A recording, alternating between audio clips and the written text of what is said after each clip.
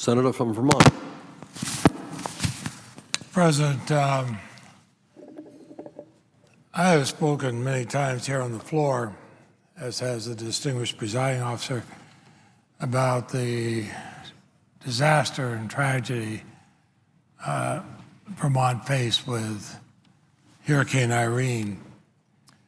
We all learned with profound sadness that Master Sergeant Sean Stocker of the Vermont Air National Guard suffered a fatal heart attack while working on a road reconstruction project in Cavendish, Vermont. Sergeant Stocker was the first sergeant of the Vermont Air Guard Civil Engineering Squadron. Of course, in Vermont, we mourn that loss, and our thoughts and prayers are with Sergeant Stocker's wife, Christine, their children. I told her that when I spoke with her today, and told her that I would talk about him on the floor and his sacrifice. It struck me in what happened how much it says about Vermont and our National Guard. Sergeant Stocker and so many of his fellow Guard members have answered the call to help their neighbors in need. When Sergeant Stocker passed away, his troops gathered. They wanted to know how best to honor his memory that day.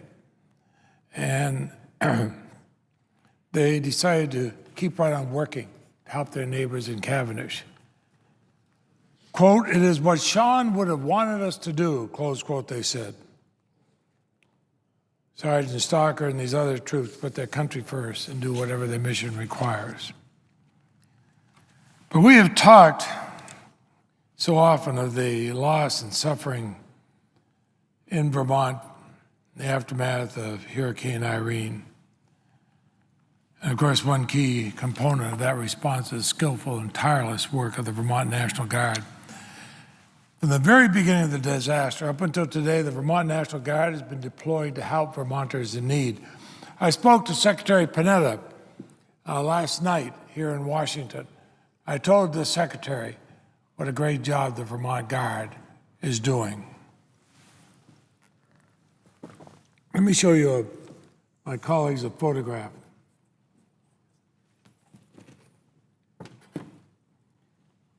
This photo is from a Vermont Guard airdrop of supplies to a Vermont town. That town was totally cut off. The only way we could get these supplies in were bring them by helicopter. In the days following Irene, the Vermont Guard immediately went to action and made sure storm victims cut off by Irene's destruction received emergency supplies. Helicopters, airdropping food and water. And of course, our Guard leadership reached out to other state guards, to Vermont's emergency management assistance compacts for help with long-term projects. I know I talked with the senators from Maine. They told me how happy their Guard was to be able to come down and help out.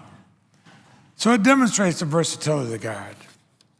In addition to meeting immediate needs, the Vermont Guard has taken on other major projects such as debris removal and road construction. As in so many other states, when Vermont has a need, our National Guard is there. Often they're the first to arrive, they're the last to leave. And the Guards who've come to Vermont to help us, Ohio, Maine, West Virginia, Virginia, South Carolina, Illinois, a few of the Guard units have come to Vermont's aid. All of the Guard units in the area of New York on through have said, "We're here, call us, tell us what you need." That's one of the things we love about the National Guard. When one state needs help, every state steps up. And one thing Vermont did need in the immediate aftermath of Irene was helicopters. The distinguished presiding officer and I helicoptered around the state. But it was regrettable that our state needed more airlift in part. Why? Because many of our Black Hawk helicopters were still in Iraq following a recent deployment. We had the most modern Black Hawks in the fleet, but they were in Iraq.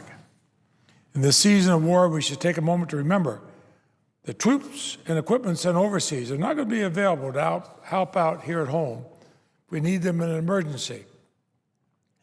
And like that deployment of equipment, every dollar we spend on conflict in Iraq and Afghanistan is one less dollar we have to invest in recovery and rebuilding here in America. This is a time to choose investment here at home first. When I hear people tell me that we can't pay for disasters in America unless we take money out of education or medical research or other things that Americans need, but we can sign a blank check to rebuild Iraq and Afghanistan, I'm saying, let's worry about America. Americans need help. Americans need help. We're asking for a tiny percentage of what some spend on a credit card for Iraq and Afghanistan. Come on home. America needs us. Citizens of our state have suffered because of natural disaster, and men and women of the Guard who come to their aid deserve nothing less. So, what have we done for the last couple of decades, or the last decade? 2 wars waged on the nation's credit card. Well, we didn't totally ignore taxes during that time, even though every other war the country has been in, we've always raised the tax to pay for it. We did pause to throw ourselves a party in the form of tax breaks tilted toward the very wealthiest among us. These policies are wrong. Every war in this nation, we've tried to pay for it. This war, we said, let's borrow the money. And now, after all these years of funding wars and rebuilding other countries overseas, the leadership of the House of Representatives, in the continuing resolution that body defeated yesterday, brazenly told the American people we can no longer afford to come to the aid of Americans in need, our fellow citizens here at home. No, now we need to offset the cost of rebuilding America by cutting something that helps someone else. This is Alice in Wonderland. Are they asking the wealthy to pay their fair share?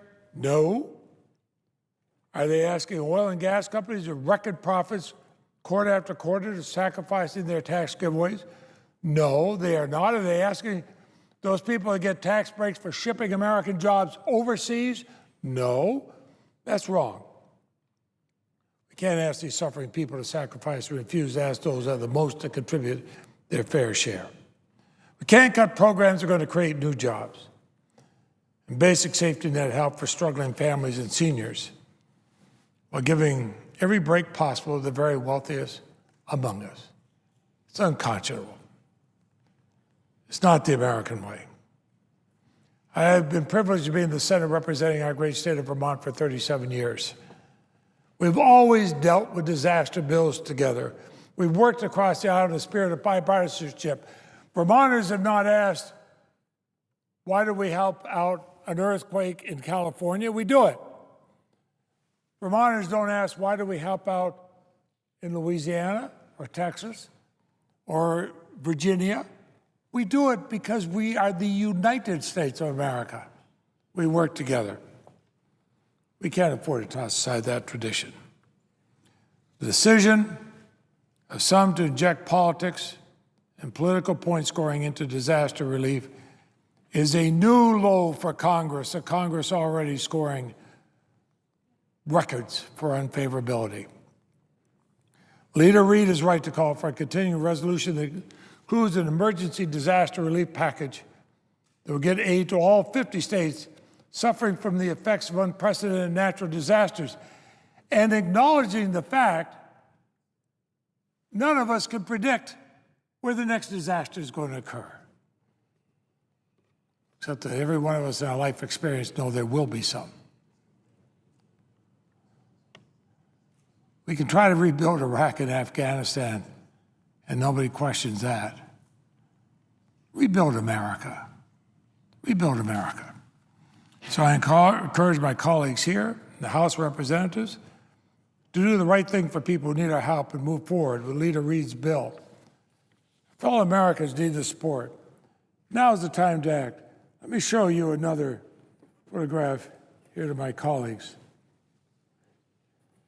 Again, look at our National Guard working to put these roads in. They're stretched thin, just the National Guards all over this country, because so many of them serve overseas in Iraq and Afghanistan. These are talented engineers, talented men and women, people who know what to do, have the equipment, can do things that nobody else can do, certainly not in our little state. Let's start spending some time worrying about America. Mr. President, I yield the floor to Jesse Atzo, so quorum, time to be equally divided. Without objection, the clerk will call the roll.